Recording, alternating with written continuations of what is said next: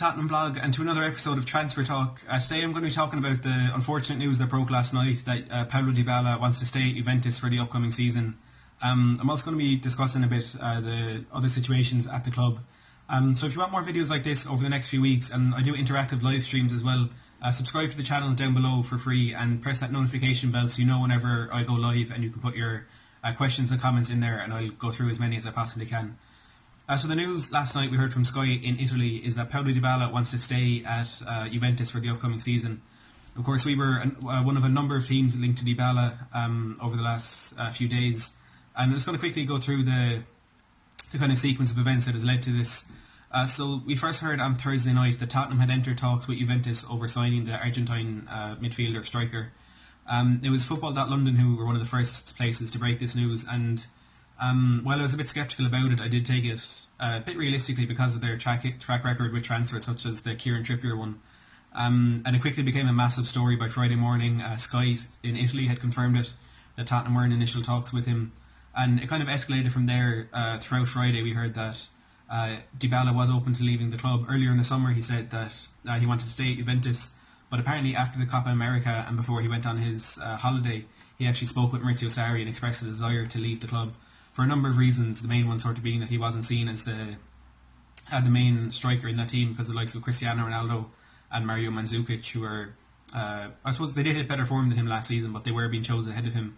And it looks now like that isn't true. The news escalated from there to say that Juventus were interested in signing Romelu Lukaku from Manchester United, and they were willing to include Paulo Dybala in a player plus cash deal. That immediately kind of killed our excitement over that deal, because you'd expect from Paulo Dybala's point of view that he would be more inclined to choose Manchester United as a potential destination for a number of reasons. And for me, that kind of killed the deal there and then. I wasn't expecting to hear any more about it. But then throughout Saturday, there was a bit more that Dybala had snubbed United, and that he had told Juventus he prefers a move to Tottenham. Again, there was a number of sources talking about this. There was Tuttosport, who are a very reliable source when it comes to Juventus. Again, Football.London, even Sky Sports had a bit about Dybala actually wanting to end up at Tottenham at the end of this summer. After that, it kind of led into this news that he wants to stay at Juventus after we heard there were a load of different things about a bid for the player. The first one, which I don't believe for a second, is that we offered £45 million for Dybala, and as you can expect, if it was true, it was immediately rejected. Juventus kind of laughed it off. He's a player they value at about £80 million.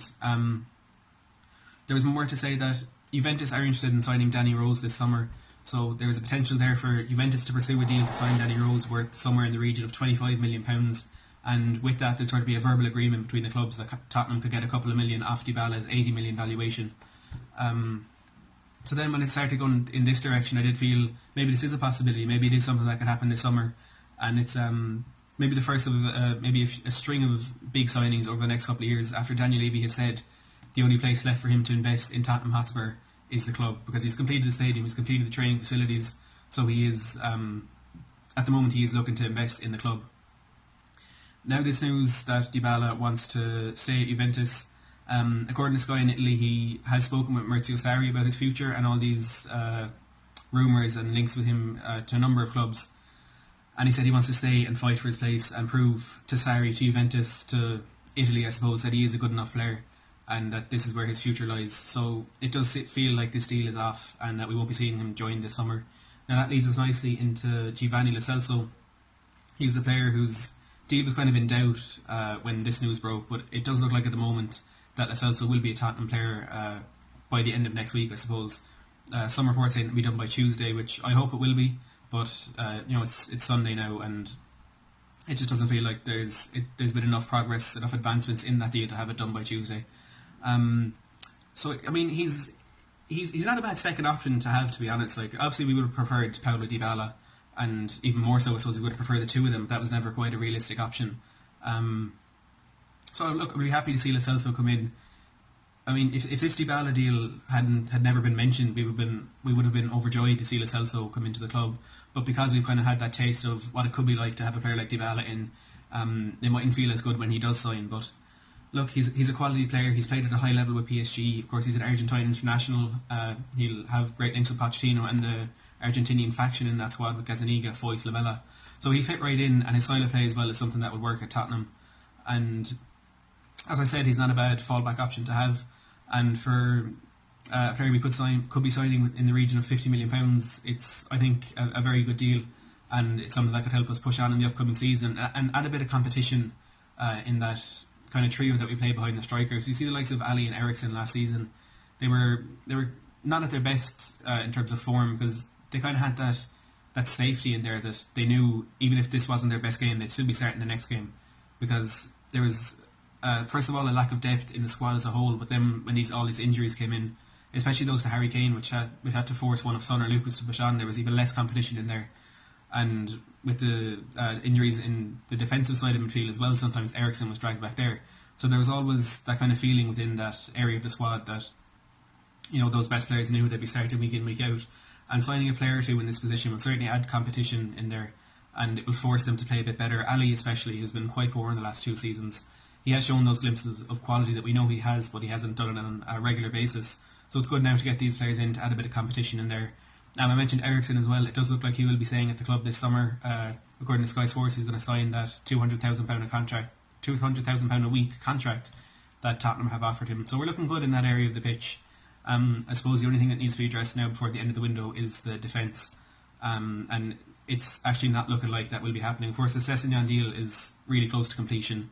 But as for centre-backs, and especially a right-back, it doesn't look like that will be something the club will be addressing this window.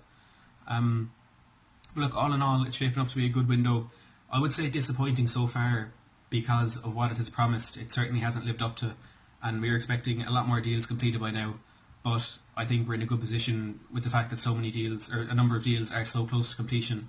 I think by the end of the transfer window on Thursday week, I think we will be happy with the squad we have. And Pochettino actually said a couple of days ago, he was asked about his squad, and instead of saying I'm happy with my squad, he said I will be happy with my squad in 2 weeks' time. So that does lead me to believe that there are a number of things going on behind the scenes, and we will see a number of deals completed over the next 2 weeks.